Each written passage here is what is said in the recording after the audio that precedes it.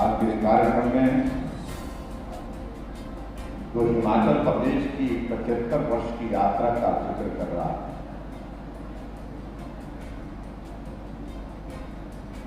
ऐसा अवसर और इस अवसर पर आप सबके बीच में आज के इस कार्यक्रम में हमारे आपके इस विधानसभा क्षेत्र के लोकप्रिय विधायक और जिनको सहज सरल सौम्य ऐसे कहा जाता है,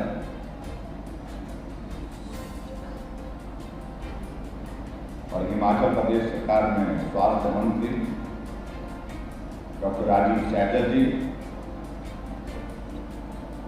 हमारे बीच में वुमेन कमीशन की चेयरपर्सन डॉक्टर डेनी ठाकुर जी, पूर्व में विधायक रहे भाई मोदी शर्मा जी, हमारी पार्टी के प्रदेश के उपाध्यक्ष भाई रतन सिंह पाल जी, एपीएमसी के सोलन के चेयरमैन संजीव कश्यप जी, हमारे बीच में जिला के अध्यक्ष आशुतोष जी, अध्यक्ष जिला परिषद श्री रमेश ठाकुर जी, पार्टी के हमारे साथी श्री रामेश्वर जी, मंडल के अध्यक्ष श्री कपूर सिंह जी, जिला परिषद के सदस्य श्री अमन सिंह ठाकुर जी, मंडल के महामंत्री श्री विनोद जी, डिप्टी कमिश्नर सोलन रितिका जी, एसपी श्री वीरेंद्र शर्मा जी, यहाँ उपस्थित मंच पर बैठ के पार्टी के सभी पदाधिकारी, पंचायती राज संस्थाओं के सभी चुने हुए प्रतिनिधि, उपस्थित भाइयों बहनों और पत्रकार मित्रों, आज सभार्थी में आना हुआ है।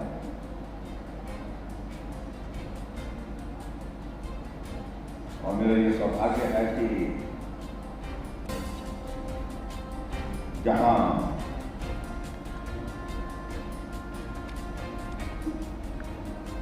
गूगा जी महाराज के दर्शन करने का सौभाग्य प्राप्त हुआ, आशीर्वाद देने का सौभाग्य प्राप्त हुआ, वहां आप सबके भी दर्शन करने का सौभाग्य प्राप्त हुआ, और आप लोगों ने गर्मजोशी के साथ हमारा अभिनंदन किया, स्वागत किया, इसके लिए आपका बहुत बहुत आभार है।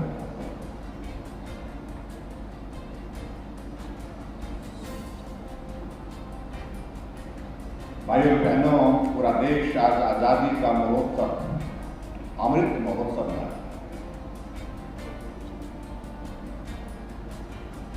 ये आजादी के 75 वर्ष पूरे हुए। आदरणीय प्रधानमंत्री नरेंद्र भाई मोदी जी के नेतृत्व में जहां भारत आज एक मजबूत नेतृत्व के रूप में आगे बढ़ते हुए विश्व के मानचित्र पर अपनी पहचान बनाने में सफल हुआ,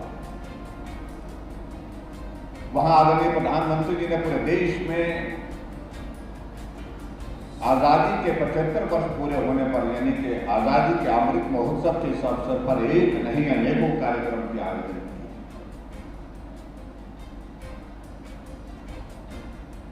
किया तो ये भी जा सकता था कि एक कार्यक्रम करके कि आजादी के 75 वर्ष पूरे हुए हैं इसलिए हम कार्यक्रम कर रहे हैं, लेकिन नहीं, प्रधानमंत्री जी ने कहा कि भारत बहुत बड़े एक संघर्ष के दौर में से आजादी के उस मुकाम तक पहुंचा। हम मात्र एक दिन याद करके, रस्म अदा करके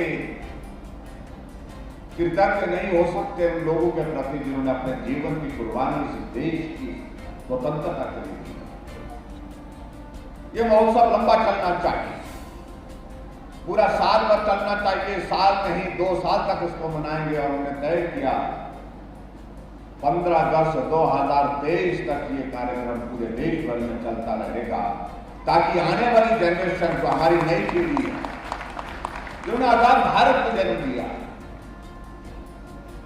जिन्होंने आजादी के संघर्ष के बारे में सुना है, पढ़ा है, लेकिन कई बहुत सारे ऐसे भी होंगे जिनने सुना भी कम होगा, पढ़ा भी कम होगा, जानकारी भी कम होगी। उन सब तक इसकी जानकारी पहुंचे कि आज की आवश्यकता है, आज की जरूरत है, जरूरत को पूरा करने के लिए हमको कार्यक्रम करने का। आज हमारा ये प्रसन्नता का विषय है कि देश मजबूती के साथ आगे बढ़ रहा है और विश्व के मानचित्र पर एक अलग सम्मान और स्थान पर खड़ा।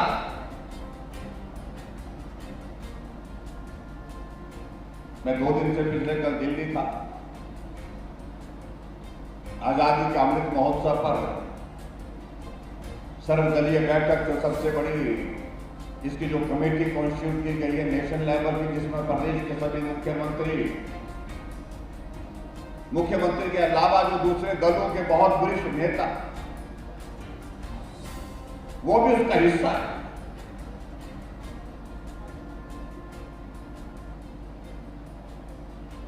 एक स्वर में एक कोने से दूसरे कोने तक सबका यही कहना था कि हम सब लोगों ने अपने जीवन में कल्पना नहीं की थी कि एक दौर ऐसा भी आएगा जब आजादी का ये सफर 75 वर्ष में प्रवेश करेगा और 75 वर्ष में प्रवेश करने के बाद देश का नेतृत्व एक ऐसे नेता के हाथ में होगा जो पूरे देश क्या पूरी दुनिया को स्मरण कराएगा कि भारत ने 75 वर्ष के इस यात्रा में कहां से सफर शुरू करके कहां पहुंच करके मंजिल हासिल की है और भारत ने पूरे देश भर में जो संघर्ष आजादी का था उसको लोगों तक पहुंचाने के लिए किस प्रकार से कार्यक्रम किए, ये हमने कल्पना नहीं की थी।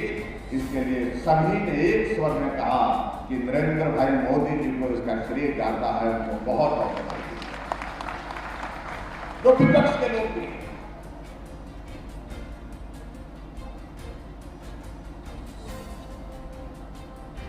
भाइयों बहनों, ये बहुत आवश्यक है। हम आगे प्रगति पर बढ़ते बढ़ते हम चाहे कहीं पहुंच जाए, लेकिन अपने देश की संस्कृति, देश के संस्कार, देश के इतिहास को छोड़ करके अगर हम आगे बढ़ने की अगर बात कहेंगे तो मुझे लगता है कि हम मंजिल भटक जाएंगे, मंजिल हासिल नहीं कर पाएंगे। इसलिए आदरणीय प्रधानमंत्री जी ने कहा कि ये करना है और उसी तरह से भाई और बहनों, आज हमारे लिए ये भी सौभाग्य है जहां पूरा देश अमृत महोत्सव मना रहा है आजादी का, वहां हिमाचल प्रदेश अपने अस्तित्व के 75 वर्ष पूरा करने के बाद आज इस मुकाम पर पहुंचा।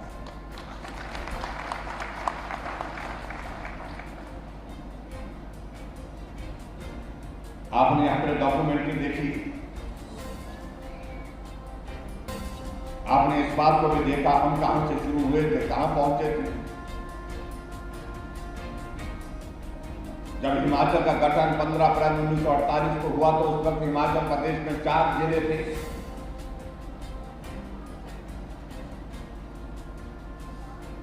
चंबा, महासू, मंडी और सिरमौर जिला थे। उसके बाद बाकी जिले बढ़ते गए, जुड़ते गए। जब हिमाचल प्रदेश का गठन हुआ था उस वक्त हिमाचल का जो क्षेत्रफल वो 25,000 वर्ग किलोमीटर था। आज हिमाचल प्रदेश का क्षेत्रफल 55,000 किलोमीटर से ऊपर है। जहां 4 जिले से शुरुआत हुई थी, आज हिमाचल प्रदेश में 12 जिले हैं। जहां हिमाचल 1948 में बना था उस वक्त देश के अंदर, जो अपने प्रदेश के अंदर सड़कों की लंबाई 228 किलोमीटर थी। आज हिमाचल प्रदेश में सड़कों की लंबाई 39,500 किलोमीटर है।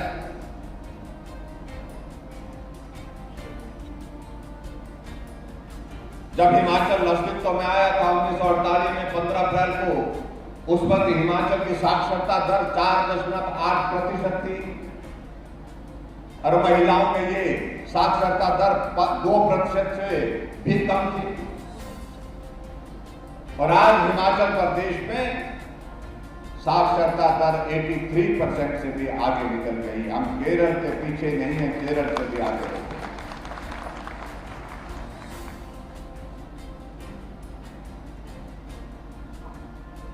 जब हिमाचल अस्तित्व में आया 240 रुपए प्रति व्यक्ति आय थी उस वक्त, 240 रुपए। और आज हिमाचल प्रदेश की प्रति व्यक्ति आय जो है वो 2 लाख से ऊपर है। मैं इन सारी बातों का इसलिए जिक्र कर रहा हूं, हमको थोड़ा जाना चाहिए।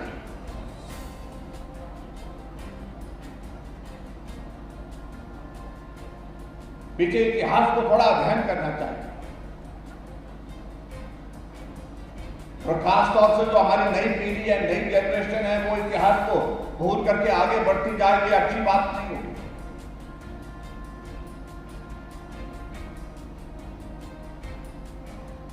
और अभी आपने ब्रीफ पिक्चर देखा, जो आपने डॉक्यूमेंट्री देखी, उसमें आपने देखा डॉक्टर यशवंत सिंह परमार जी पहले मुख्यमंत्री बने, ठाकुर रामलाल जी, शांता कुमार जी, वीरभद्र सिंह जी, प्रेम कुमार धूमल जी, इस हिमाचल प्रदेश का नेतृत्व करते हुए इस प्रदेश को आगे बढ़ाने में उनका नहीं। इसलिए हमारे कुछ साथी कहने लगते हैं कि भाई ये कार्यक्रम कर रहे हैं, सरकारी कार्यक्रम कर रहे हैं, लेकिन सरकारी कार्यक्रम में हिमाचल को बनाने का श्रेय हमको जाता है। जब वो दौर था तब हिमाचल को बनाने की बात थी, कोई पार्टी, राजनीतिक पार्टी नहीं थी। उस वक्त सबके सब हिमाचल वासी एक स्वर में इकट्ठा होकर के हमें प्रदेश चाहिए, अस्तित्व का अपना एहसास कराते हुए केंद्र के सामने हमेशा अपनी बात को अलग अलग आंदोलनों के माध्यम से बात कहते हुए आगे बढ़ी। और इसलिए मैं आज इस बात को जरूर कहना चाहता हूं, भले ही प्रदेश का नेतृत्व अलग अलग समय में अलग अलग नेताओं ने किया, लेकिन सही मायने में अगर हिमाचल प्रदेश को यहां पहुंचाने का अगर श्रेय जाता है तो किसी और को नहीं जाता है, वो हिमाचल की गरीब जनता, मेहनत जनता को जाता है, आप सभी को जाता है। इसलिए हमने ये कार्यक्रम तय किया कि हिमाचल की उस जनता का आभार व्यक्त करना चाहिए जिनने सफर में इस यात्रा में अपना सहयोग किया। एक मजदूर ने मजदूरी करते हुए हिमाचल के विकास को गति दी, एक अध्यापक ने पढ़ाई करा करके बच्चों को शिक्षित करके उनको मार्गदर्शन दिया, एक डॉक्टर ने अपनी सेवाएं देते हुए लोगों का जीवन बचा करके प्रदेश के लिए योगदान दिया, एक इंजीनियर ने अपनी इंजीनियरिंग की पढ़ाई करने के बाद भवन कैसा बनना चाहिए, पुल कैसा बनना चाहिए, बहुत सारे जो हमारे प्रोजेक्ट्स हैं बिजली के, उनका निर्माण में अपनी महत्वपूर्ण भूमिका देने के लिए उन्होंने कहा। इसलिए आज अगर हिमाचल प्रदेश में अगर 75 वर्षों का क्रम श्रेय जाते हैं, देने की बात आती है, ये श्रेय सिर्फ हिमाचल के उन भाई और बहनों को जाता है जिन्होंने हिमाचल के प्रति अपना प्यार, अपना स्नेह इस तरह रखा, ये प्रदेश आगे बढ़ना चाहिए, मेरा योगदान हिमाचल के विकास में होना चाहिए, मेरा योगदान छोटा है तो भी होना चाहिए, बड़ा है तो भी होना चाहिए, इस भाव के साथ उसने अपना जीवन समर्पित होकर के काम।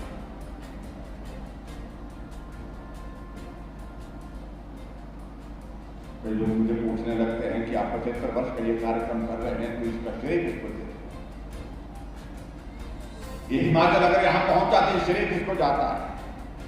और स्वाभाविक रूप से उनकी मंशा समझ सकते हैं, वो क्या सुनना चाहते हैं, क्या जानना चाहते हैं। ये जानना चाहते हैं कि इसमें हमारा योगदान ज्यादा रहा, आपका कम रहा। हमने कहा इसमें हमारे और आपके योगदान का जिक्र नहीं, अगर जिक्र होना चाहिए तो हिमाचल प्रदेश के सभी भाई बहनों का जिक्र होना चाहिए। श्रेय देना है तो हमारी ओर से ये श्रेय सिर्फ प्रदेश की जनता को है।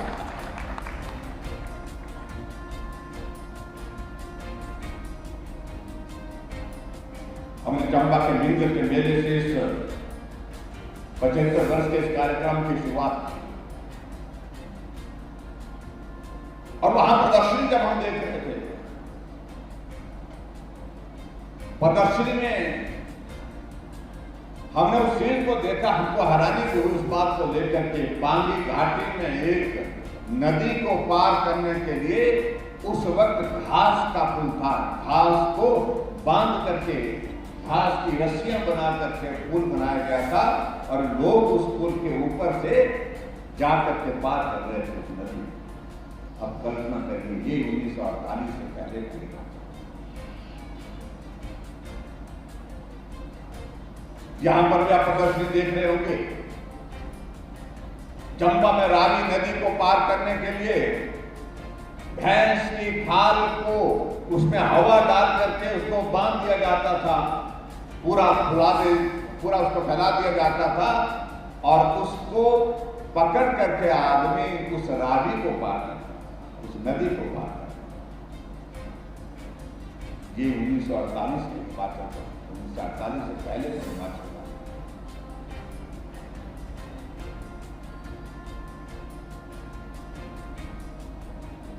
हर गांव को पैदल चलना पड़ता था। सैकड़ों किलोमीटर दूर जा करके अपने रोजमर्रा का सामान लाने के लिए लोग शहर तक पहुंचते थे। 3 दिन 4 दिन का 5 दिन का खाना उठा अपने साथ ले जाते थे। रास्ते में जंगल में रुकते थे। कई पड़ाव रास्ते में तय होते थे कि आज की रात यहां होगी, कल की रात को वहां पहुंचेंगे और उसके बाद जाकर के शहर में पहुंचेंगे। बहुत विकट परिस्थितियों के दौर में थे। और बिजली कहां थी? बिजली तो कुछ शहरों में थोड़ी बहुत आई थी। 1948 के दौरान कुछ घरों में बिजली होती थी और बाकी तो छोड़िए, हम अपने जीवन में देखते हैं कि मैंने 5वीं तक की पढ़ाई जब तक की है तब तक के लिए चूल्हे के पास बैठ करके रात को वहां बैठ करके पढ़ाई की है, लालटेन से पढ़ाई की है। जो लैंप होता था जो तेल से जलता था उससे पढ़ाई। 1975 में जब मैं 5वीं कक्षा में पढ़ता था उस वक्त मेरे गांव में मैं इन बातों के इसलिए मैं जिक्र करता हूं कि नई पीढ़ी के लोग यहां पर सोच रहे हैं यार ये भ्रांतों की बातें क्यों कर रहे हैं, इन सारी चीजों से क्या लेना। ये इतिहास है, इस इतिहास को हमको समझना है, जानना है और इस यात्रा का जब हम जिक्र कर रहे हैं तो इन बातों का हमको रहना चाहिए, जानकारी रहनी चाहिए कि कब किस प्रकार की परिस्थिति है। और मैं ये भी देख रहा आपका सोलन जिला 1 सितंबर 1972 को सोलन जिला जो है अस्तित्व में आया। 1972 मैंने कहा ना पहले 4 जिला हुआ करते और उस वक्त सोलन जिला की अगर मैं बात कहूं तो सोलन जिला में उस वक्त 4 तहसीलें होती थी और आज 2021-22 में हम देखते हैं कि यहाँ सोलन जिला में 12 तहसीलें होती हैं। उस वक्त 1972 में सोलन जिला में 2,37,000 की पॉपुलेशन हुआ करती थी और आज सोलन जिला में पॉपुलेशन जो है जनसंख्या 6,27,000 से ऊपर।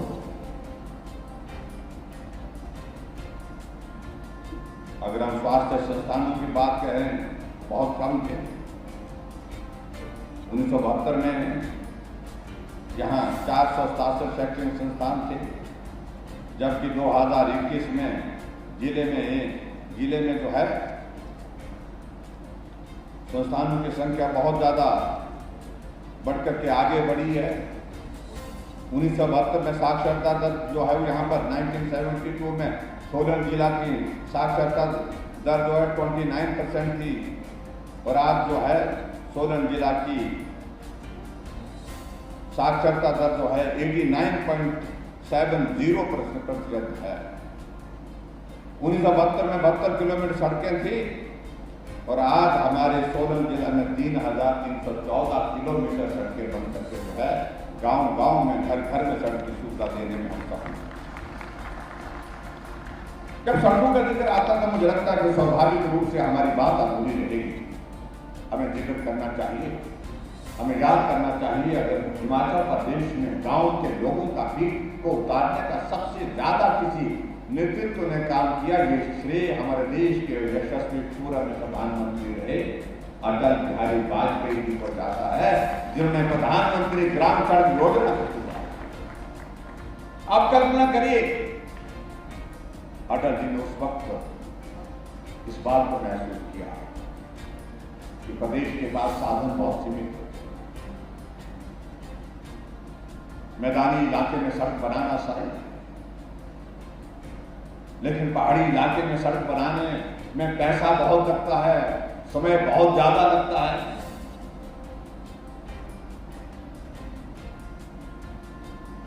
उन्होंने कहा कि मैंने इस बात को देखा पूरे देश भर में घूम करके, शहर में सड़कें बन गई, पक्की हो गई, बड़ी बड़ी गाड़ियां बड़े आराम से चल रही हैं, जिंदगी बहुत आराम से भी हो गई, आना जाना सरल हो गया। लेकिन मैं गांव का आता हूं तो गांव में देखता हूं कि आज भी लोगों की पीठ का बोझ नहीं उतरा है। इस बोझ को उतारने के लिए मैं केंद्र सरकार की ओर से प्रधानमंत्री ग्राम सड़क योजना की शुरुआत कर रहा हूं। 60,000 करोड़ रुपए की लागत से उन्होंने उसकी शुरुआत की और आज मुझे इस बात की खुशी है, हिमाचल प्रदेश में अगर हम जिक्र करते हैं कि 39,500 किलोमीटर सड़क बन करके तैयार की है, 39,500 में से 20,000 किलोमीटर से ज्यादा सड़कें प्रधानमंत्री ग्राम सड़क योजना में, जो अटल जी की देन है, उनकी एक सोच है। इसलिए मैं समझता हूं कि अटल जी को एक बार उनको उस योगदान के लिए हमको जोरदार ढंग से उनका अभिनंदन करना चाहिए। सरकारें बनी कई चली, लेकिन कभी सोचा नहीं इस बात को लेकर कि गांव के लोगों का पीठ का बोझ कैसे हो।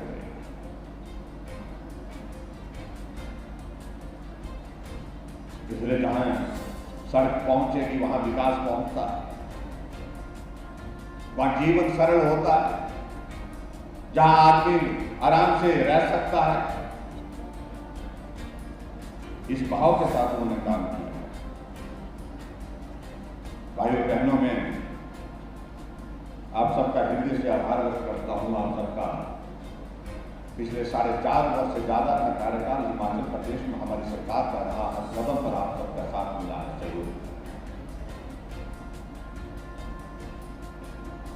संकट बड़ा था हमारे सामने कोविड का, और एक बार की परिस्थिति ऐसी थी कि ऐसी चीज से हम सब लोग चिंतित हो गए थे। पूरा देश, पूरा दुनिया चिंतित हो गया था। मालूम नहीं क्या होगा, कितने लोग रहेंगे, कितने नहीं रहेंगे इस कोविड के कारण। लेकिन हमारा सौभाग्य है कि देश को मजबूत नेतृत्व नरेंद्र भाई मोदी जी के रूप में मिला। उन्हें हौसला दी, हिम्मत दी कि डरने की आवश्यकता नहीं, डर करके समाधान नहीं है समस्या का। हम मजबूती से इसका सामना करेंगे और निश्चित रूप से एक दिन आएगा जब हम इस कोविड के दौर से पूरे देश को बाहर निकालने में सफल होंगे। लेकिन आप सबका सहयोग था, सावधानी बरतने के लिए कहा, लॉकडाउन का दौर आया, आप लोगों ने उसका पूरा अमल किया, पूरा सहयोग किया। और जब डॉक्टर और साइंटिस्ट ने इस बात को पूरी दुनिया में कह दिया इस कोविड का कोई इलाज नहीं है, इसके इलाज के लिए कोई दवा नहीं है,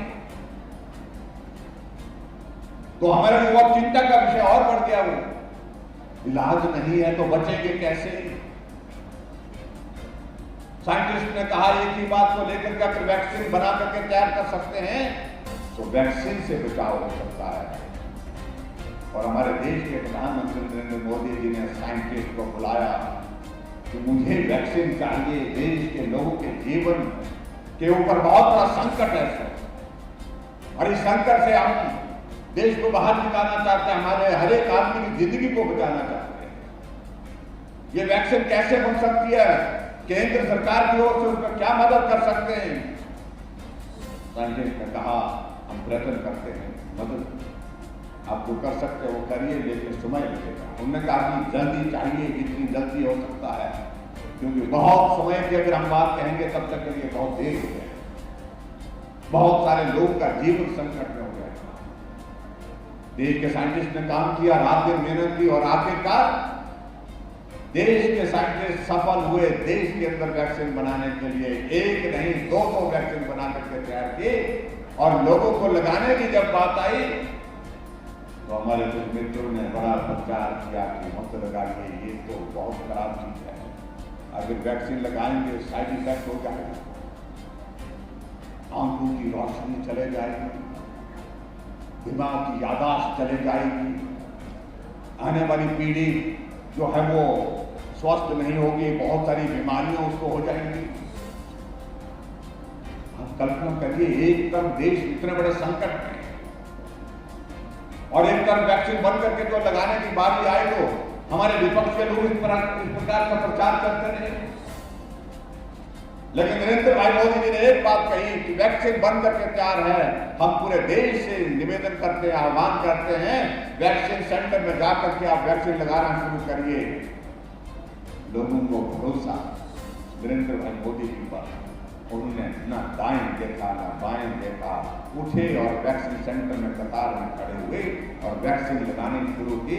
पूरे देश भर में वैक्सीन का दुनिया का सबसे बड़ा अभियान आगे बढ़ा और आगे बढ़कर के वो पूरा। हमारे विपक्ष के लोग कहते रहे ये मोदी वैक्सीन है, यूपी में बोलते रहे ये योगी वैक्सीन है, ये भाजपा की वैक्सीन है। कबूल ने देखा पड़ोस वाला चला गया, उसने लगा दी, इधर वाला बाइन तक का पड़ोस वाला भी लगा करके आ गया। फिर उनको पूछने लगे भाई कुछ हुआ तो नहीं आपको? उन्होंने कहा कुछ नहीं हुआ, बोलते बुखार तो नहीं आया, बोलते नहीं आया, पक्का चक्कर तो नहीं आया, बोलते चक्कर भी नहीं आया। तब जाकर के कांग्रेस के विपक्ष के लोग भी मास्क पहन करके लाइन में खड़े हो गए वैक्सीन से। आप कल्पना करो, इतना बड़ा संकट देश के सामने और उसमें भी राजनीति कर रहे हैं। वैक्सीन लगा करके आ रहे हैं और नर्स को बोल रहे हैं कि अगली डोज कब लगेगी। और आज मुझे इस बात को लेकर के खुशी है कि हम पूरे देश भर में 200 करोड़ का वैक्सीन का टारगेट आगे पूरा कर दिया, और उसमें पहली डोज में पूरा करने वाला सबसे पहले हिमाचल प्रदेश था, सबसे पहले नंबर पर रहे, और दूसरी डोज भी पूरा करने वाला हिमाचल प्रदेश था। इसके लिए मैं डॉक्टर साहब को भी बधाई देता हूं, उनके पास महकमा है, और आप सबको बहुत बहुत बधाई देता हूं, आप सबका धन्यवाद करता हूं। विचित्र परिस्थिति थी जब हम अधिकारी आए हमारे पास कहने लगे कि हम डिक्लेयर कर सकते हैं कि हमारी पहली डोज वैक्सीन की लग गई। मैंने कहा कोई गांव रहा तो नहीं, क्योंकि विपक्ष के लोग खबर वही छापेंगे इस गांव में वैक्सीन नहीं लगी। बोलते जी थोड़ा 1-2 गांव रह गए। और मैंने कहा गांव मत छोड़िए, आदमी रह जाएगा समझ में आता है, लेकिन गांव नहीं छूटना चाहिए। हमने कहा कौन सा गांव रहा? कहा बड़ा बंगाल रह गया। तो मैंने कहा क्या दिक्कत है? बोलता जी 3 दिन जाने के लिए लगते हैं, 3 दिन आने के लिए लगते हैं। हमने हेलीकॉप्टर तैयार किया, डिप्टी कमिश्नर कांगड़ा को कहा कि डॉक्टर की टीम लेकर के जाइए, 160 लोग बड़ा बंगाल में जो बैठे थे वहां पर, वहीं जा करके उनको वैक्सीन लगा सकते हैं। फिर मैंने अधिकारी को पूछा, मैंने हो गया? बोलते नहीं ये गाँव रह गया।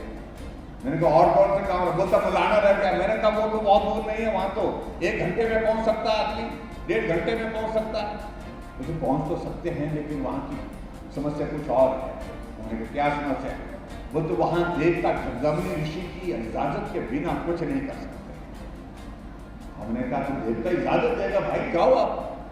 मैंने डिप्टी कमिश्नर कुल्लू को फोन किया, मैंने कहा आप जाइए, डॉक्टर की टीम, नर्सों की टीम, वैक्सीन का सारा किट लेकर के वहां पहुंचिए और देवता के सामने आप निवेदन करिए कि आप भी लोगों की जान के लिए जो है वो अपना आशीर्वाद देते हैं। ये वैक्सीन भी वही काम करती है, लोगों का जीवन बचाने के लिए काम करेगी। देवता जगदम्बी ने ऋषि की पूजा की, अर्चना की, देवता ने अनुमति दी, 2600 लोगों को वहां मलाना के गांव में वैक्सीन लगाया।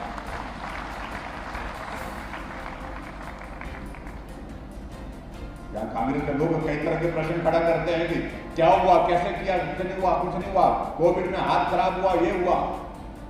लेकिन इस बात को कह सकता हूं, हिमाचल प्रदेश पूरे देश भर में ऐसा राज्य रहा है जो कोविड मैनेजमेंट की दृष्टि से बहुत बेहतरीन काम करने वाला राज्य बना। वैक्सीन लगाने के बाद मैंने अपने प्रधानमंत्री जी से बात की। मैंने कहा प्रधानमंत्री जी, हम फुली फर्स्ट डोज के फुली वैक्सीन। हाँ, एक बात और, डोडरा कुमार में भी थोड़ा वैक्सीन पूरी नहीं पहुंची।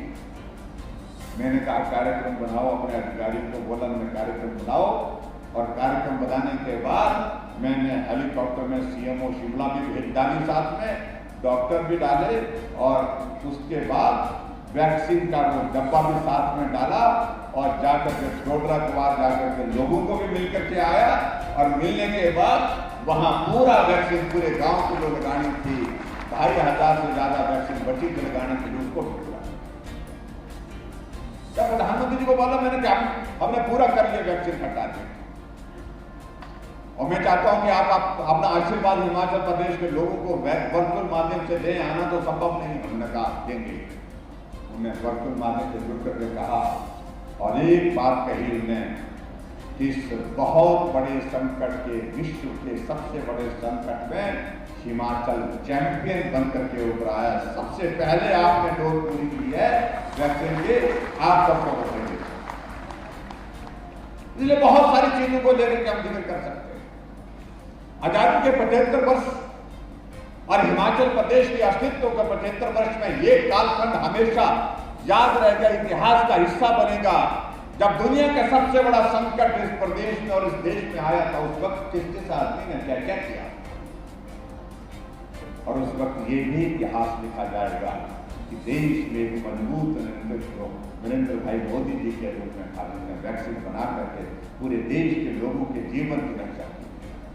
और उसमें अगर प्रदेश की बात आती तो प्रदेश का जिक्र भी आएगा कि हिमाचल वो प्रदेश है जिस प्रदेश ने कोविड के संकट में आगे बढ़ते हुए काम किया, बेहतर ढंग से काम किया। हमारे doctor, paramedical staff, ASHA worker, anganwadi worker, health care worker, हमारे क्लास 4 एम्प्लॉय, सफाई कर्मचारी, सब लोगों ने जीवन को संकट में डाल करके पूरे देश भर में वैक्सीन के अभियान को सबसे पहले पूरा किया। ये भी इतिहास पेश है। और जो लोग हैं दूसरे हमारे मित्र, वो तो ढूंढते रहते हैं कहाँ कमी नहीं, ये मास्क 2 रुपए का होना चाहिए था, ये 4 का कैसे हो गया। अब उनको ये भी मालूम है कि लगभग 50 लाख से ज्यादा हमारी महिला मोर्चा ने ये मास्क बना करके घर में वो बनाकर मास्क बना करके घर घर में बांटा, घर घर में जब मास्क नहीं मिल पाया। और मैं ये भी कहना चाहता हूं, जो हमसे प्रश्न पूछते हैं कि 11 मिनट क्या, मैं नहीं कह रहा हूं कि 11 मिनट क्या, हम सब ने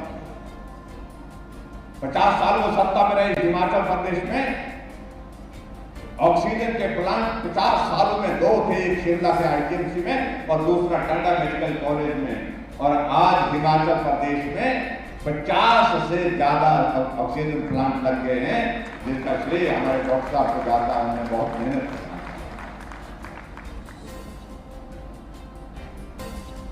जब ये संकट आया तो हिमाचल प्रदेश में अधिकारियों के साथ हमने बातचीत की। उन्होंने कहा वेंटिलेटर चाहिए, वेंटिलेटर चाहिए, लोगों का जिंदगी को बचाना है तो वेंटिलेटर चाहिए। आपने कहा वेंटिलेटर होंगे? बोलते साहब बहुत कम है। हमने कहा कितने? बोलते है तो 50 कर, लेकिन चलते तो 30 कर। 50 साल सत्ता में रहे, 30 वेंटिलेटर। और आज मुझे इस बात की खुशी है कि हिमाचल प्रदेश में हमारे पास वेंटिलेटर की संख्या कितनी होगी डॉक्टर साहब? वेंटिलेटर कितने हो गए? 1000 से ऊपर हो गए। 1050 वेंटिलेटर हिमाचल प्रदेश में आज की तारीख में है। जो 50 साल सत्ता में रहे, 30 वेंटिलेटर। हमसे प्रश्न पूछेंगे तो जवाब भी देना पड़ेगा। तो इसलिए बहुत सारी चीजों को लेकर के हम बात कर सकते हैं, उसका समय बहुत ज्यादा। भाइयों बहनों, हमारी सरकार का कार्यकाल वर्तमान पूरा होने की दिशा में आगे जा रहा है। आप सबका मैं अभिनंदन करता हूं, आप सबका बहुत बड़ा सहयोग करता हूं। मैं 2-4 चीजों का जिक्र करके अपनी बात को पूरा करूंगा। अब जब चुनाव नजदीक आ रहा है, हमारे विपक्ष के लोग कुछ बातों को लेकर के बवाल खड़ा करने की कोशिश कर रहे हैं और कहते हैं कि हम हिमाचल प्रदेश में सरकार में आएंगे तो जयराम की सारी योजनाओं को बंद कर देंगे। हमने हिमाचल प्रदेश में एक शुरुआत की थी जब सरकार बनी थी, और वो शुरुआत की थी, भले ही आज हम इस नारे को बोलते हैं, हम बोल रहे हैं कि रिवाज बदलने की बात कह रहे हैं, लेकिन रिवाज बदलने की शुरुआत तो आज से नहीं कर रहे। हमने कैबिनेट के पहले दिन से पहले निर्णय के साथ रिवाज बदलने की बात हिमाचल प्रदेश में की। रिवाज क्या था? सरकार बनती थी, पूर्व सरकार के बहुत सारे केसेस, जो बहुत सारे योजनाओं को रद्द कर दिया जाता था। रिवाज यह था कि पूर्व सरकार के बहुत सारे लोगों के ऊपर मामले दर्ज कर दिए जाते थे। हमने कहा कि देवभूमि हिमाचल प्रदेश है, यहां इस प्रकार की परंपरा, इस प्रकार की संस्कृति के लिए कोई स्थान नहीं है कि हम बदले की भावना नहीं कर रहा। हमने तय किया कि हम बदले की भावना से काम नहीं करेंगे। हमें काम के लिए मैंडेट मिला, हमको काम के लिए चुना गया है। हम इस देवभूमि में देव संस्कृति को सम्मान करते हुए यहाँ की संस्कृति के मुताबिक बदले की भावना के साथ काम न करके आगे बढ़ेंगे। और इसलिए हमने कहा कि हम पुरानी सरकार के मामलों के खिलाफ मामले दर्ज नहीं करेंगे फिलहाल, और न ही हमने कहा कि हम उनके खिलाफ कार्रवाई करेंगे। और हमने कहा ही नहीं, यथार्थ रूप से आज तक उस पर अमल किया।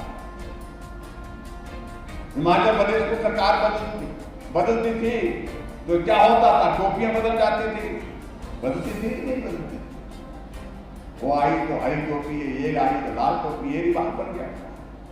टोपी का बदलने का रिवाज था हिमाचल प्रदेश में, सच्चाई ये हकीकत। और हमने ऐसे भी देखा सार्वजनिक मंच पर जो उनके हिसाब की रंग की टोपी नहीं दी गई तो टोपी ही फेंक दी गई। लेकिन हमने कहा ये टोपी हिमाचल की है, लाल है, हरी है, कुल्लू की है, शिमला की है, कहीं की भी है, लेकिन हिमाचल की पहचान है, हिमाचल की शान है, हिमाचल की संस्कृति का प्रतीक है। इसलिए हमने कहा हर टोपी का सम्मान हिमाचल की टोपी के रूप में होना चाहिए, राजनीति का उसको देना चाहिए। आगे बढ़कर के हमने काम करने की कोशिश, और हमने एक बार शुरुआत की जो कांग्रेस के लोग आज बोल रहे कि हम आएंगे तो हम रद्द कर देंगे। आएंगे तो ना, जब आएंगे ही नहीं, आने लायक बच्चे कहां भाई?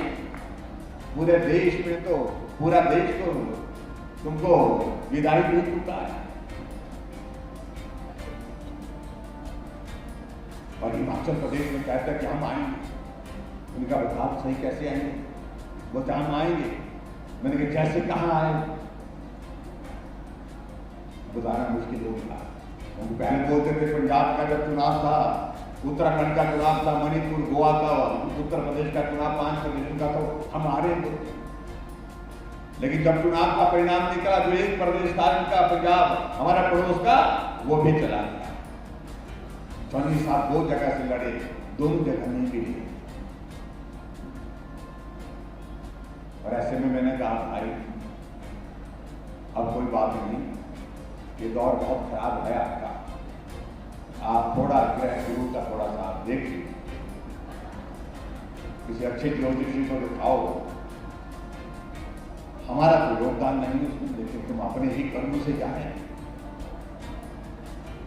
और जहां कहते थे हमारी सरकार आएगी, बदलेगा बदलेगा, 5 साल में बदलाव होता है, उत्तराखंड में होता है, यूपी में होता है, रिवाज बदल गया। उत्तराखंड में फिर जो है धामी जी सत्ता में आ गए। उत्तर प्रदेश में 37 वर्षों के बाद, 5 साल के बाद फिर सत्ता भाजपा की जो है वो फिर से 5 साल का कार्यकाल पूरा करने के बाद योगी जी आ गए। हमने कहा रिवाज बदलेगा भाई, और इसलिए हमने कहा कि भाई यहां भी तुम जो कह रहे हैं कि हमारी बारी है, बारी का इंतजार तुम करते रहो, 25 साल तक नहीं है। मैं देख सकता हमारी कांग्रेस की अध्यक्षा कहीं एक जगह भाषण दे रही थी, मेरे के अंदर भाषण दे रही, किसी उनके ही साथी ने वो रिकॉर्ड कर दिया और भाषण क्या दे रही थी, मैं आपको बता रही हूं कि अगर ना आपकी बाहर नहीं आए तो 25 साल तक नहीं आएंगे। वो वीडियो बाहर आ गई, लोगों ने भाई आप दिल की बात कही, होने वाला यही है, आपकी बार आने वाले नहीं। और ये भी सच है कि आपकी बार नहीं आते तो 25 साल के लिए भी नहीं आए। आखिरकार कांग्रेस से ऐसे खराब दौर में से कैसे गुजर रही, हमारी और आपकी वजह से नहीं, इस देश की जनता की वजह से गुजर रही है, इस प्रदेश की जनता की वजह से गुजर रही है। आज अगर नरेंद्र भाई मोदी जी के लिए पूरा देश खड़ा हो रहा है, मोदी जी एक नहीं बार बार चाहिए, लगातार चाहिए, इस बात का अध्ययन किया, कभी सोचा कि ये आवाज क्यों आ रही है?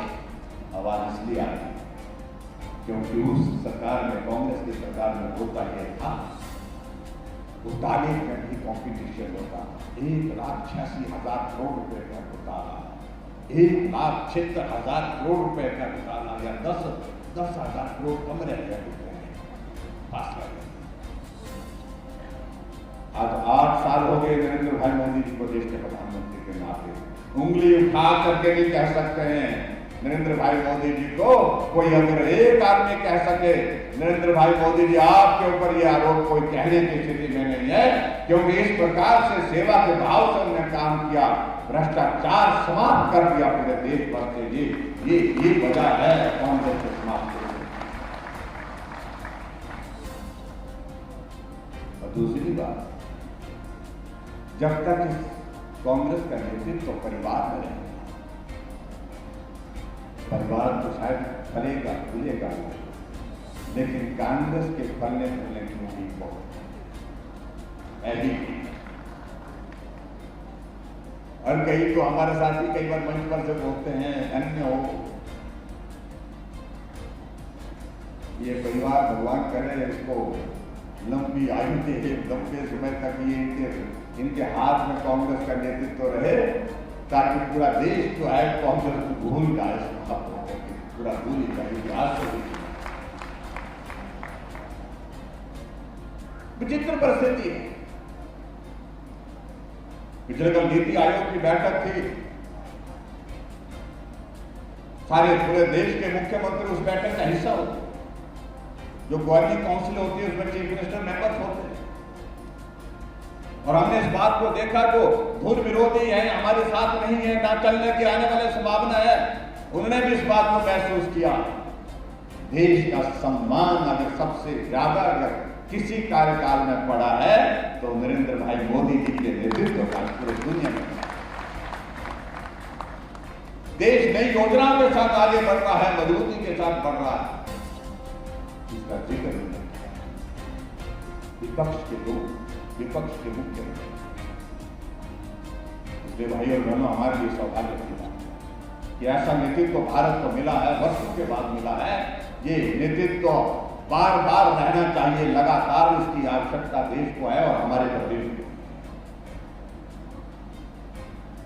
जो हमारी योजना को रद्द करने की बात कहते हैं, हमने कहा कि हमने पेंशन लगाई, तुम 4 लाख लोगों को पेंशन देते थे, मैं 7 लाख लोगों को हिमाचल प्रदेश में पेंशन दे रहा हूं।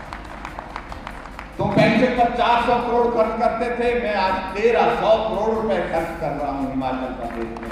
तो क्या करोगे सरकार, आएगी कांग्रेस की तो क्या करोगे, रद्द करोगे, सबकी पेंशन वापिस करो, बंद करोगे? ये जरूरत करके देखिए, क्या चाहता हूं, इस जरूरत को करके देखिए, मालूम पड़ जाएगा। उन बुजुर्गों की बद्दुआएं लगेंगी, उन विधवा बहनों की बद्दुआएं उनको लगेगी, जो हमारे हैंडीकैप्ड हैं बेचारे, उनकी बद्दुआएं उनको लगेंगी, जो पेंशन को बंद करने की बात करते हैं। हमने हिमाचल प्रदेश में जो गरीब आदमी होते हैं उनके इलाज के लिए इंतजाम किया। कोई योजना नहीं थी आज से पहले, 50 साल तक सत्ता में रही। जहां एक बात कही जाती है, वो बड़े नेता थे, वो बड़े नेता थे, बड़े नेता उम्र के साथ से होंगे, मैं उनका सम्मान करता हूं, किसी के खिलाफ बोलने की आदत, लेकिन कभी उन्हें इस बात को सोचा कोई गरीब आदमी अगर बीमार होता है तो उसके इलाज के लिए उसके पास पैसे नहीं है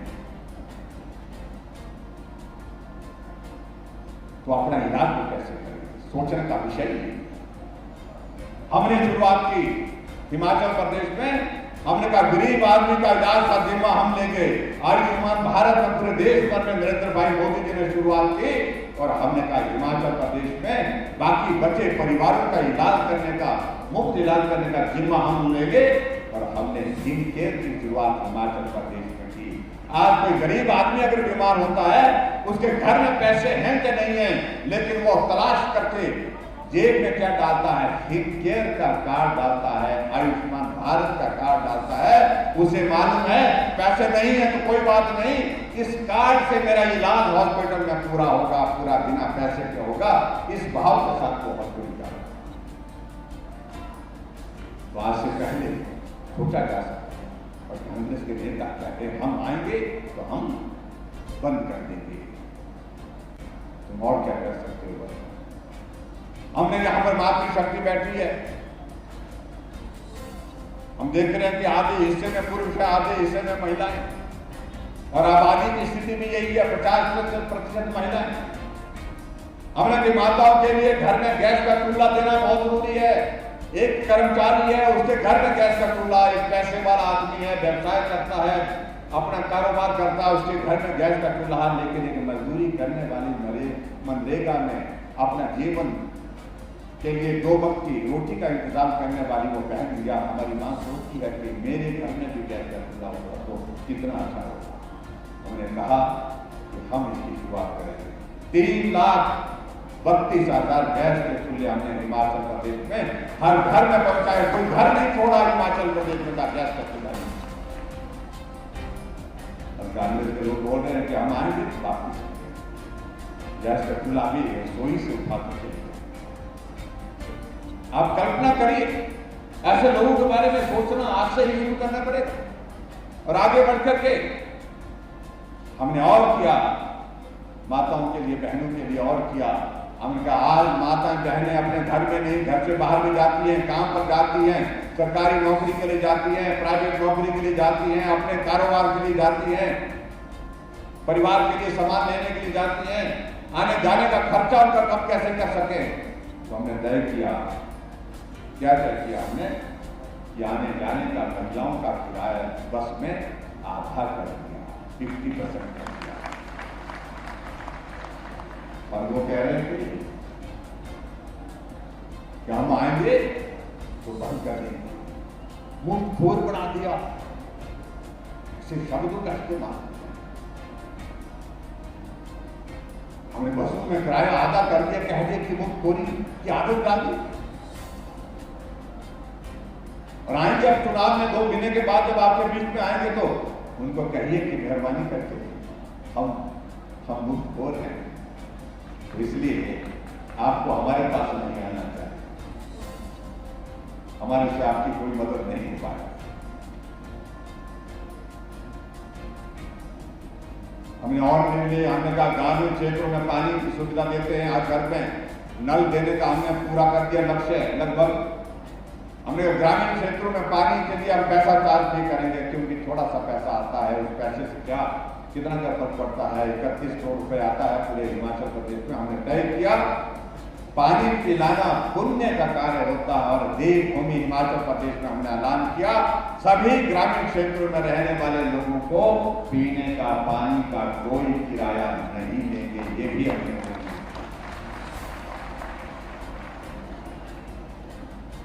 फिर हमने आगे बढ़कर के एक निर्णय और किया कि हिमाचल प्रदेश को ऊर्जा राज्य के रूप में जाना चाहता, हम बिजली बेचते हैं हरियाणा को, पंजाब को, दिल्ली को, राजस्थान को। हम 11,500 मेगावाट बिजली पैदा करते हैं हिमाचल प्रदेश में। ऐसे में हिमाचल के लोगों को क्या हमने तय किया कि हिमाचल प्रदेश के जो 15 लाख लोग ऐसे हैं, 15 लाख परिवार ऐसे हैं जो 125 यूनिट से कम बिजली खर्च करते हैं, जिनके घर में 2 बल्ब है, 5 बल्ब है, 4 बल्ब है, तो उनके घर में 125 यूनिट से कम खर्चा होता है बिजली का, तो हमने तय किया 125 यूनिट से कम खर्च करने वाले सभी परिवारों से हम बिल नहीं देंगे। ये भी हमने, आपको आया जून और जुलाई महीने का बिल आया, आप खड़े करो, आया, लेकिन कितना आया? 0 आया, 0 आया। हम किसी ने कोई मशीन जून लगाई होगी भाई, उसको तो ज्यादा आया। कह रहे थे को बहुत गलत परंपरा शुरू कर दी, मुक्त कर दिया, मुक्त कर दिया। हमने गरीब लोगों के लिए किया, ऐसे वर्ग के लिए जो मध्यम वर्ग है, इसलिए बहुत सारी चीजों को लेकर के हम अपनी बात कर सकते हैं। आजकल बेरोजगारों के लिए कह रहे हैं कि हम आपको रोजगार देंगे, हम आपको रोजगार देंगे। 50 साल सत्ता में रहे तो क्यों नहीं दिया? अगर आप बेरोजगारों की सबसे ज्यादा बहुत देश में और प्रदेश में खड़ी है, तो उस पार्टी को ये दोष जाता है जो लंबे समय तक सत्ता में रहे। क्या ये 4.5 वर्ष के कार्यकाल में ही रोजगार पैदा हुई? क्या इसका जवाब दें? उनको गुमराह करने की कोशिश कर रहे हैं, उनको भड़काने की कोशिश कर रहे हैं। अरे हमने तो मुख्यमंत्री स्वावलंबन योजना नौजवानों के लिए शुरू की।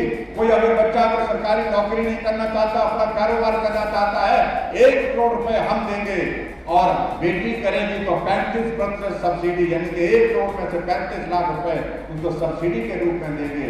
कोई विडो होगी उसको भी 35 लाख रुपए की सब्सिडी 1 करोड़ में मिलेगी। और फिर नौजवान करना चाहते हैं तो उसको 25 करोड़ रुपए की सब्सिडी, 25 करोड़ रुपए, वो 25 लाख की सब्सिडी। हजारों की संख्या में नौजवान आगे बढ़कर के अपना काम कर रहे हैं।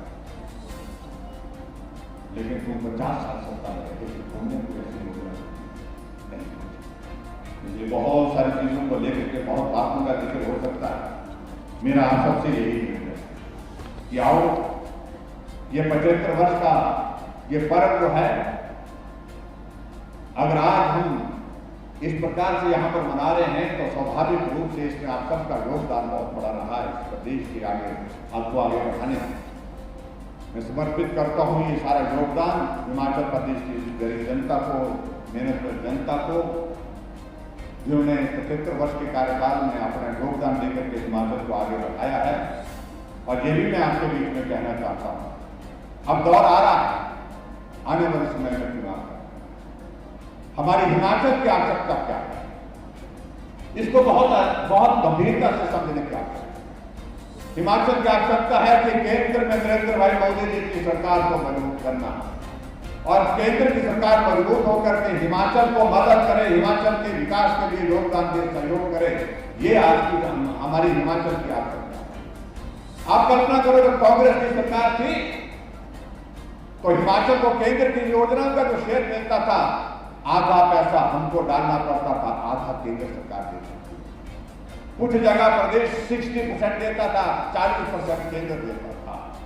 2014 में नरेंद्र भाई मोदी जी प्रधानमंत्री बने, उन्होंने कहा हिमाचल जैसे प्रदेशों के लिए कुछ हमको और सोचना चाहिए। उन्होंने कहा हम हिमाचल को मदद करेंगे। हिमाचल की आर्थिक परिस्थिति ऐसी नहीं है कि हम उनसे ज्यादा पैसा केंद्र से मांगे सहयोग के लिए, काम के लिए। उन्होंने कहा हिमाचल 10 पैसे देगा और हिमाचल को दिल्ली से हम 90 पैसे देंगे। 90-10 का वो रेशो कर दिया हर लोग। चलिए इन सारी बातों को हम भूल सकते हैं। और हिमाचल के साथ मोदी जी का रिश्ता, अभी आपने देखा शिमला आना हुआ, इसके मैदान पर आने से पहले माल रोड पर पैदल चल पड़े। धर्मशाला में चीफ सेक्रेटरी की कंक्लेव में आने से पहले वहां पर भी धर्मशाला में भी पैदल होकर के रोड शो में लोगों ने उनका अभिवादन किया, स्वागत किया। और बहुत जल्दी प्रधानमंत्री जी फिर से हिमाचल प्रदेश में आने वाले हैं, जो मैं आपके बीच में कहना चाहता हूँ। अब जहां तक हिमाचल प्रदेश की बात आती है, आने वाले समय में मेरा सबसे निवेदन है कि 5 साल का ये कार्यकाल पूरा हो रहा है, लेकिन एक कार्यकाल कोविड के बिना कार्यकाल हमको चाहिए, जहां आप सब हम सब जो है वो कमी रह गई काम में निकाल, उस कमी को हम पूरा कर सकते। क्योंकि आज से पहले जितने मुख्यमंत्री रहे उनको सामान्य परिस्थिति में काम करने का अवसर प्राप्त हुआ। हमको यह अवसर इस प्रकार से प्राप्त नहीं हो पाया। हम असामान्य परिस्थिति के दौर में से इन 5 वर्षों को पूरा करने जा रहे हैं, जिसमें 2 वर्ष से ज्यादा, कहने को 5 वर्ष लेकिन 2 वर्ष से ज्यादा का वक्त कोविड के दौर में, और उस वक्त हमारे सामने सारी चीजों से बढ़ करके एक ही लक्ष्य था कि आदमी की जिंदगी को कैसे बिताए। मेरा बेटा, मेरा भाई जाकर के देहरादून में फंसा हुआ है, जाकर के पूना में फंसे हुए, बेंगलोर में बच्चे पढ़ने के लिए गए हैं, राजस्थान में पढ़ने के लिए, उन बच्चों को घर तक कैसे पहुंचाए। हमने 2.5 लाख लोगों को जो प्रदेश से बाहर संकट में लॉकडाउन के दौर में फंसे थे, एक आदमी को घर तक सुरक्षित पहुंचाया, उनकी जिंदगी को बचाने का काम।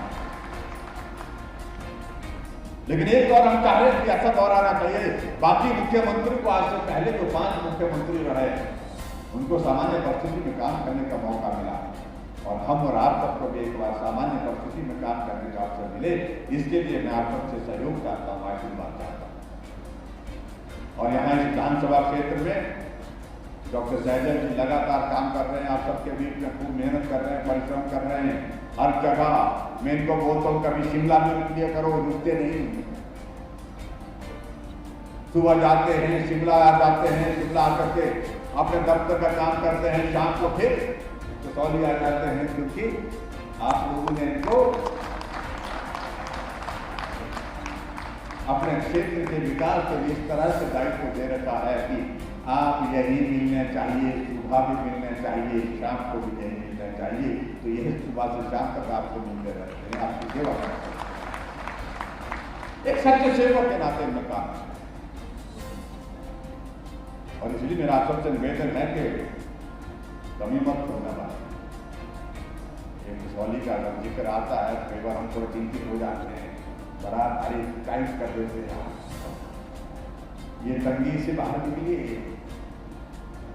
बड़ा बहुमत देना चाहिए, खुला देना चाहिए। और मुझे उम्मीद है कि आपकी बात से हिमाचल में जब भारतीय जनता पार्टी की सरकार बनेगी तो आप सबका इस विधानसभा क्षेत्र का प्रतिनिधित्व हिमाचल प्रदेश की विधानसभा के अंदर उसी भूमिका में होगा, उस भूमिका में आज में जिस प्रकार से काम कर रहे हैं, बेहतर ढंग से आपकी सेवा।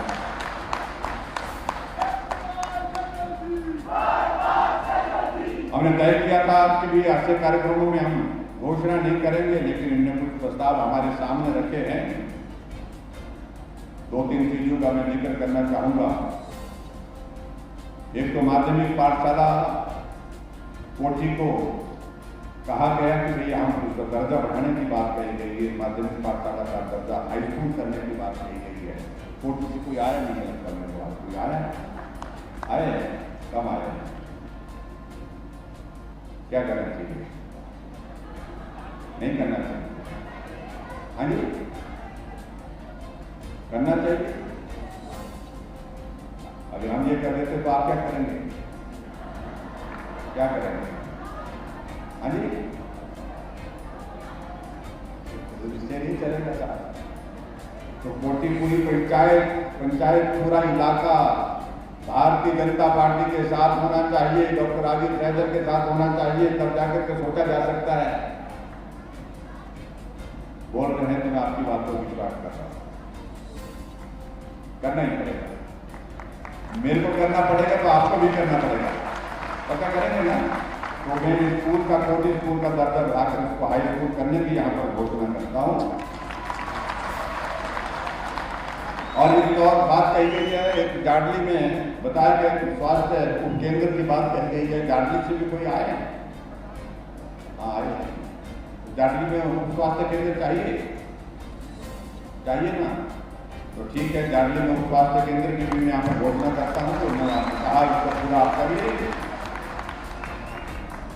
और एक और चीज कही गई है, सवातू में एक पीएससी है, उसका अपग्रेडेशन की बात कही है, तो सीएससी करने की बात कही है। तो यहाँ पर सवातू वाले तो सारे ही आए हैं।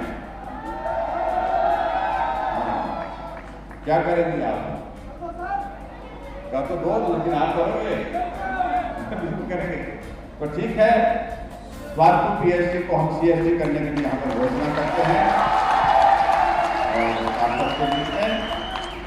और एक और चीज कहा यहाँ पर कही गई है, अब मुझे मालूम नहीं है, इसकी सारी औपचारिकताओं का एक दौर होता है, जो गोस्वामी गणेश दत्त सनातन धर्म कॉलेज है सुबाथू का, जिसको टेक ओवर करने की बात कही है, यही कहें कि सरकारी कॉलेज को लगा।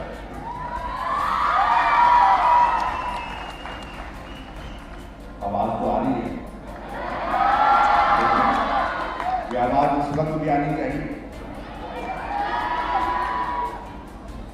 तो गोस्वामी गणेश दत्त सनातन धर्म कॉलेज सुबाथू को हम सरकारी क्षेत्र में लेने की घोषणा करते हैं और उनकी प्रोसेस को पूरा करेंगे। जिसको अफगानिस्तान का थोड़ा दौर लगेगा उसको भी पूरा करेंगे। और अंत में एक बात और कही गई, जो सुबाथू में कहा कि यहाँ पर सब तहसील बननी चाहिए, लेकिन तहसील के लिए सब तहसील के लिए फुटवार सर्कल ज़्यादा चाहिए। लेकिन मुझे मालूम पड़ा कि 7 कर यहाँ पर सब जो फुटवार सर्कल इसमें आते हैं, अगर वो पॉपुलेशन और उसके हिसाब से पूरे मापदंड को पूरा करने के नजदीक पहुँचता है तो सुबाथू में सब तहसील के खोलेंगे। इतनी बात कहते हुए आप सबका बहुत बहुत धन्यवाद। और एक बात मैं जरूर कहना चाह रहा हूँ आपसे, हमने कहा, अब की बार कहा है कि रिवाज बदलेंगे, तो रिवाज बदलने की बात समझिए आप कि हिमाचल प्रदेश में सरकारें बनने के बाद 5 साल का कार्यकाल पूरा करने के बाद फिर बदलाव हो जाता है। तो अब की बार नहीं, अब की बार सरकार में ही रिवाज बदलेंगे, सरकार में ही पक्का बदलेंगे ना। तो मैं इस विश्वास के साथ, आप लोगों ने विश्वास किया है, आप हमारे विश्वास पर खरा उतरेंगे। बहुत बहुत धन्यवाद, नमस्कार, जय हिंद।